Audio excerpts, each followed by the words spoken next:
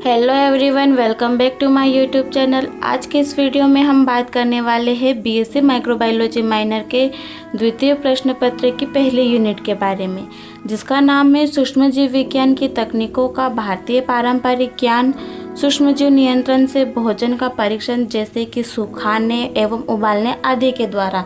तो चलिए वीडियो को शुरू करते हैं इसके इंट्रोडक्शन के साथ। तो परिचय में ये कहा गया है कि भारत में पुराने समय से ही लोगों को बैक्टीरियाज के बारे में वैज्ञानिक जानकारी तो नहीं थी, लेकिन उनको एक्सपीरियंस और ट्रेडिशन के आधार पर वे ऐसे तरीके अपनाते थे जिनसे कि हमारा भोजन खराब नहीं हो पाता था, और जब भोजन खराब नहीं होता था तो रोग भी नहीं फैलते थे। यही जो पारंपरिक ज्ञान है आज सूक्ष्मजीव विज्ञान की तकनीकों से जुड़ा हुआ है, जिसको हम मॉडर्न माइक्रोबायोलॉजी के अंतर्गत पढ़ते हैं, लेकिन वो प्राचीन भारतीय संस्कृति से आया हुआ है। अब इसकी परिभाषा को देखते हैं। परिभाषा है, भारतीय पारंपरिक ज्ञान से आशय उन पुराने घरेलू और प्राकृतिक तकनीकों से है जिनका उपयोग भोजन संरक्षण और सूक्ष्मजीव नियंत्रण के लिए किया जाता है। प्राचीन भारत का ज्ञान से मतलब उन सभी प्राथमिक या फिर पुराने उपायों से है जो कि हम घरों में यूज़ करते हैं और पूरी तरह से नेचुरल तरीक़ों का उपयोग किया जाता है, जिनसे कि हमारे भोज्य पदार्थों को सुरक्षित रखा जाए, उनको ख़राब होने से बचाया जाए। जब खराब नहीं होंगे तो उसमें किसी भी प्रकार के बैक्टीरिया नहीं होगा, तो हम उनको सूक्ष्मजीव से भी नियंत्रित कर सकते हैं। अब सूक्ष्मजीव की मुख्य भारतीय पारंपरिक तकनीक कि भोजन को किन भारतीय पारंपरिक तकनीकों के माध्यम से पहले के टाइम पे सुरक्षित रखा जाता था। तो सबसे पहली तकनीक है धूम्रीकरण, मतलब स्मोकिंग। जब हमारा भोज्य पदार्थ है उसको धुएं में रखा जाता था, तब धुआं सूक्ष्मजीवों की ग्रोथ को रोकता है, और पहाड़ी और ग्रामीण क्षेत्रों में इसका उपयोग अधिकतर किया जाता है। जब धुआं सूक्ष्मजीवों की ग्रोथ को रोकता है तो स्वाभाविक बात है कि हमारा जो भोज्य पदार्थ है खराब होने से बच जाएगा और उसको हम लंबे टाइम तक यूज़ कर सकते हैं। नेक्स्ट है तेल की परत जमाना, जिसे हम अचार बनाने के लिए अधिक तेल का यूज़ करते हैं। ऐसा इसलिए करते हैं ताकि तेल के अंदर जितने भी पदार्थ रहते हैं उसका हम डायरेक्ट वातावरण से संपर्क तोड़ देते हैं, मतलब कि ऑक्सीजन गैस का और पूरी तरह से संपर्क तोड़ देते हैं तेल के नीचे वाले पदार्थों का, जिससे कि और जितने भी माइक्रो ऑर्गेनिज्म होते हैं, बैक्टीरियाज होते हैं, वो ऑक्सीजन की अब्सेंस में ग्रोथ नहीं कर पाते हैं।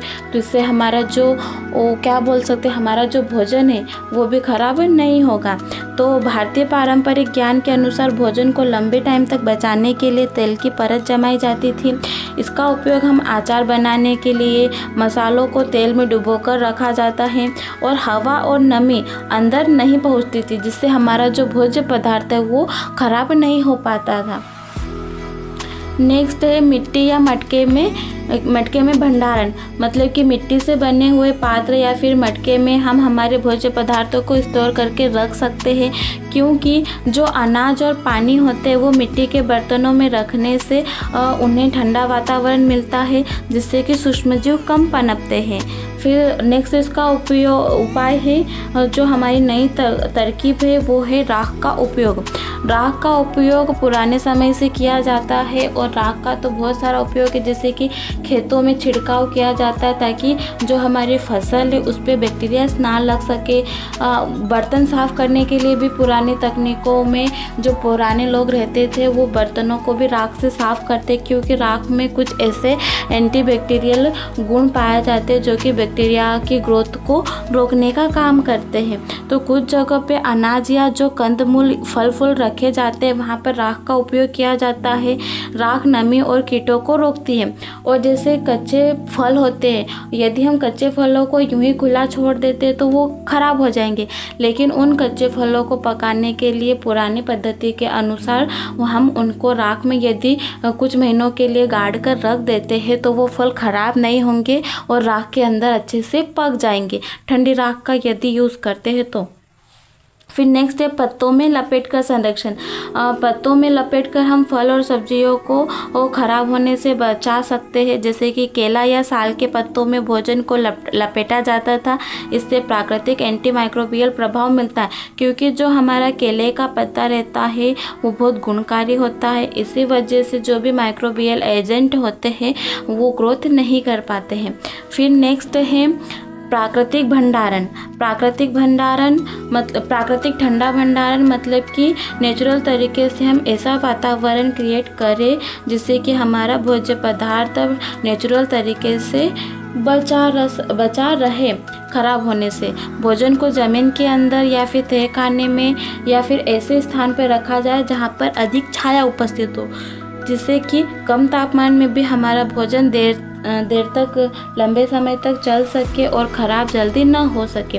आजकल क्या करते हैं हम लोग, भोजन को ठंडे वातावरण में रखने का मतलब हम लोग फ्रिज में रख देते हैं, लेकिन पुराने टाइम पे फ्रिज नहीं हुआ करता था, तो वो ऐसे वातावरण को ढूंढते थे जहाँ पर हमारा भोज्य पदार्थ को पूरी तरह से शीतलता मिल सके, नमी मिल सके, जिससे कि हमारा भोजन खराब न हो सके।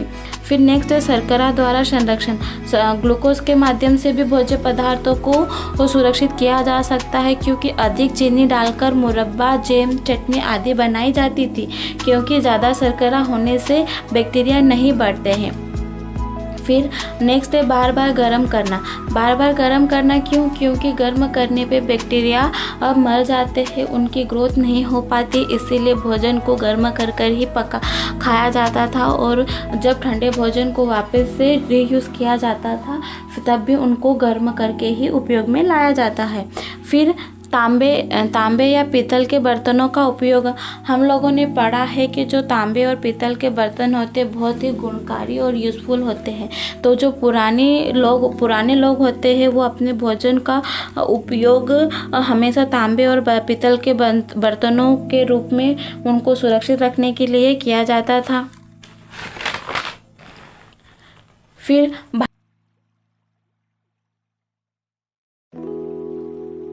भारत में पुराने लोग लंबे समय से लोग अनुभव के आधार पर भोजन को संरक्षित करते थे।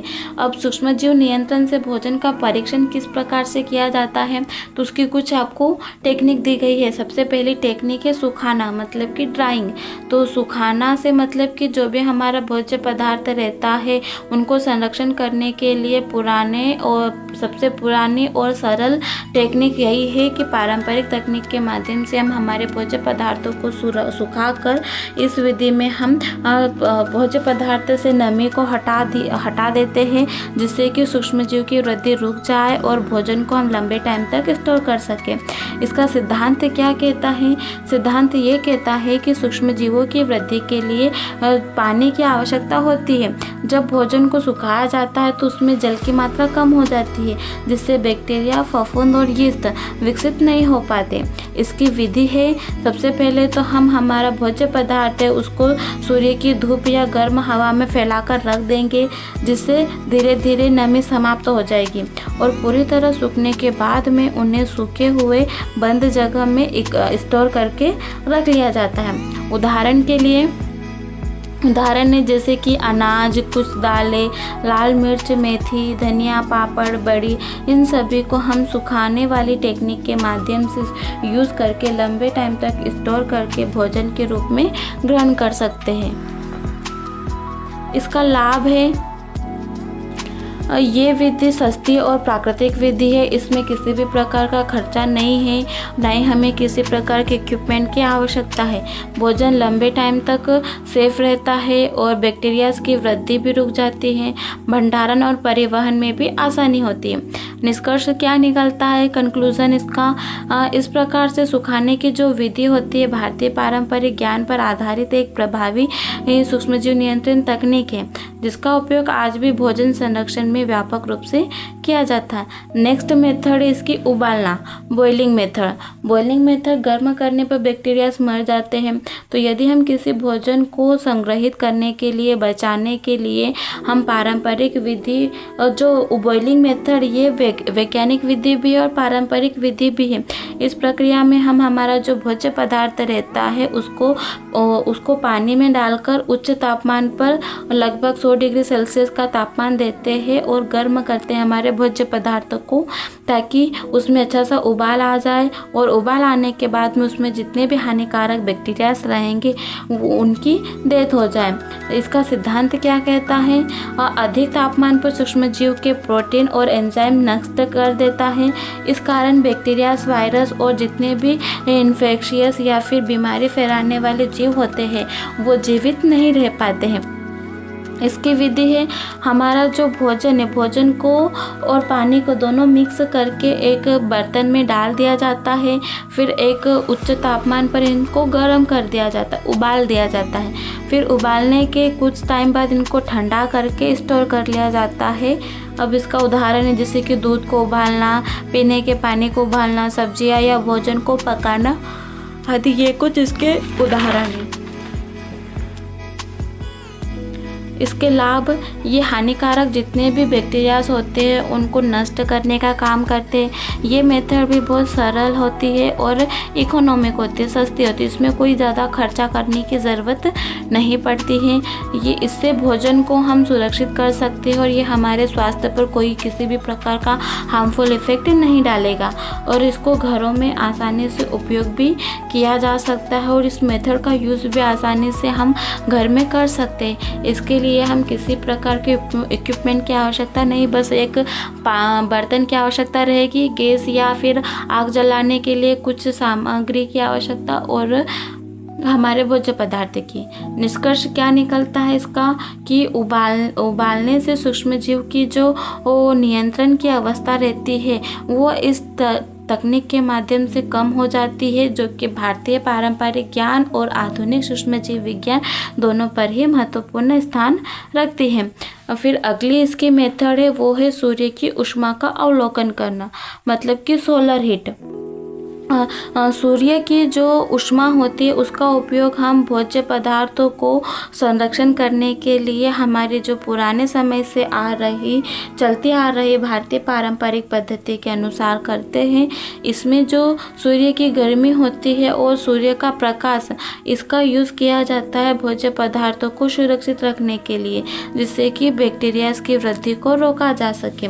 इसका सिद्धांत ये कहता है कि सूर्य की गर्मी और जो भी यूवी रेस होती है वो माइक्रो ऑर्गेनिज्म को किल कर देते हैं या फिर इनएक्टिवेट कर देती है, जिससे कि धूप में रखने से हमारे भोज्य पदार्थ की नमी कम हो जाती है और बैक्टीरिया और फफूंद नहीं बढ़ते हैं। विधि सिंपल सी है, हमारे खाद्य पदार्थों को साफ स्थान पर धूप में फैलाकर रखा जाता है। सूर्य की गर्मी से धीरे धीरे पानी सूख जाता है और पूरी तरह से पानी सूखने के बाद में इसको सेफ वातावरण में स्टोर करके रखा जाता है। उदाहरण के लिए जैसे कि कुछ अनाज हो गए, दाल वगैरह हो गई, पापड़, बड़ी बनाना, मिर्च मसाले, कुछ सूखी सब्जियां, इन सभी का यूज़ हम सूर्य की ऊष्मा का उपयोग मेथड के अंतर्गत कर सकते हैं। अब इसके लाभ आते हैं। ये भी एक प्राकृतिक विधि है और इसमें खर्चा करने की आवश्यकता अधिक नहीं है। कम खर्चे में ही ये विधि कंप्लीट हो जाती। इसमें किसी भी प्रकार के केमिकल्स की ज़रूरत नहीं होती है। हमारे भोजन को हम लंबे समय तक स्टोर कर सकते हैं और ये अधिकतर ग्रामीण क्षेत्रों में उपयोग के लिए बहुत आसान सिद्ध होती है। इसका निष्कर्ष ये कहता है कि सूर्य की जो ऊष्मा होती है उसका उपयोग सूक्ष्मजीव नियंत्रण की एक प्रभावी ट्रेडिशनल टेक्निक है, जो कि आज भी भोजन को संरक्षित करने में महत्वपूर्ण भूमिका निभाती है। फिर नेक्स्ट है बंधीकरण, मतलब कि कैनिंग या फिर सीलिंग। बंधीकरण हमारे भोजन को सेव करने की एक बहुत ही महत्वपूर्ण विधि है, जिसमें भोज्य मैटर्स को हम ऐसे बर्तन में रखते हैं जिसमें हवा का कोई संपर्क नहीं होता है। वायु रुद्ध पात्र में रख देते हैं बंद करके, जिससे कि हमारा भोज्य पदार्थ सुरक्षित रह सके। इससे भोजन का बाहरी सूक्ष्म जीवों से कांटेक्ट टूट जाता है। जब बाहरी सूक्ष्म जीवों से कांटेक्ट नहीं बन पाता है, वायु अंदर नहीं जाती है, तो हमारा भोजन खराब नहीं होता है। हम इसको लंबे समय तक स्टोर करके रख सकते हैं। इसका सिद्धांत ये कहता है कि भोजन को गर्म करके बंद डिब्बे में जब सील करके रखा जाता है तो अंदर मौजूद जितने भी अधिकांश सूक्ष्म जीव होते हैं वो वैसे ही नष्ट हो जाते ऑक्सीजन की अनुपस्थिति में और बाहर की हवा और नए सूक्ष्मजीव अंदर प्रवेश नहीं कर पाते हैं। इसकी मेथड है, सबसे पहले तो हमारे भोजन को साफ करके गर्म किया जाता है, फिर उसे एक ऐसे डिब्बे या बोतल में भरकर रखा जाता है जिसमें डायरेक्ट ही एयर का कोई कांटेक्ट ना हो, कि सीधे भाषा में एयर टाइट पात्र में रखकर बंद करके रखा जाता है और ठंडा होने पर हमारे भोजन को लंबे समय तक सुरक्षित कर लेते हैं। उदाहरण के लिए डिब्बा बंद फल और सब्जियां, जैम, जेली, टमाटर सॉस और जितने भी पैकेट वाले फूड्स होते हैं उन सभी का यूज़ इस मेथड के अंतर्गत किया जाता है। इससे लाभ क्या होता है कि हम हमारे भोजन को लंबे समय तक स्टोर करके और सुरक्षित रख सकते हैं, हम बैक्टीरिया से सुरक्षा प्रदान करते हैं, ले जाने में, लाने में और स्टोर करके रखने में आसानी होती है। पोषण काफ़ी हद तक सुरक्षित भी रहता है। इसका निष्कर्ष निकलता है कि जो हमने बंदीकरण की टेक्निक का यूज़ किया है, इससे सूक्ष्मजीव नियंत्रण की एक प्रभावी तकनीक है। इसका उपयोग आज भोजन को उद्योग के क्षेत्र पर व्यापक रूप से स्टोर करके व्यय करने का इसका यूज़ किया जाता है। फिर नेक्स्ट मेथड है इसकी स्टेरिलाइजेशन। स्टेरिलाइजेशन एक बैक्टीरियाज को कंट्रोल करने की एक बहुत ही उन्नत टेक्निक है, जिसमें किसी भी वस्तु या फिर हमारे भोज्य पदार्थ को सभी प्रकार के बैक्टीरियाज और उनके स्पोर्स को पूर्ण रूप से नष्ट कर दिया जाता है। यह विधि प्रैक्टिकल लैब, फिर चिकित्सा या फिर खाद्य संरक्षण में बहुत ही यूज़फुल होती है। इसका सिद्धांत अधिक तापमान, भाप या केमिकल्स या फिर जितने भी विकिरण होते इनके प्रभाव से बैक्टीरिया के प्रोटीन और कोशिकीय संरचनाओं को नष्ट किया जाता है, जिससे कि वे जीवित नहीं रह पाते। इसकी विधियाँ कुछ इस प्रकार से हैं। भाप के द्वारा स्टीम स्टेरिलाइजेशन ऑटोक्लेव में किया जाता है। शुष्क ऊष्मा, ड्राई हीट, ये हॉट एयर ओवन में इसका यूज़ किया जाता है। और कुछ रासायनिक विधि होती है जिसे कीटाणुनाशक रसायनों का यूज़ किया जाता है। उदाहरण के लिए प्रैक्टिकल लैब के जो इक्विपमेंट होते हैं उनको स्टेरिलाइज करना, सर्जिकल इक्विपमेंट को स्टेरिलाइज करना, कल्चर मीडिया और कुछ पैक्ड खाद्य पदार्थ होते हैं, इन सभी को भी स्टेरिलाइज टेक्निक के माध्यम से स्टेराइज करना। इसके लाभ, सभी प्रकार के हानिकारक सूक्ष्मजीव पूरी तरह से नष्ट हो जाते हैं। ये इन्फेक्शन से सुरक्षा प्रदान करता है और साइंटिफिक और सेफ विधि है ये, और चिकित्सा और माइक्रोबायोलॉजी में बहुत ही यूज़फुल होती है। इसका निष्कर्ष इस प्रकार, हम स्टेरिलाइजेशन सूक्ष्मजीवों को पूरी तरह से समाप्त करने की सबसे प्रभावी टेक्निक है, जो कि मॉडर्न माइक्रोबायोलॉजी का एक बहुत ही महत्वपूर्ण भाग है।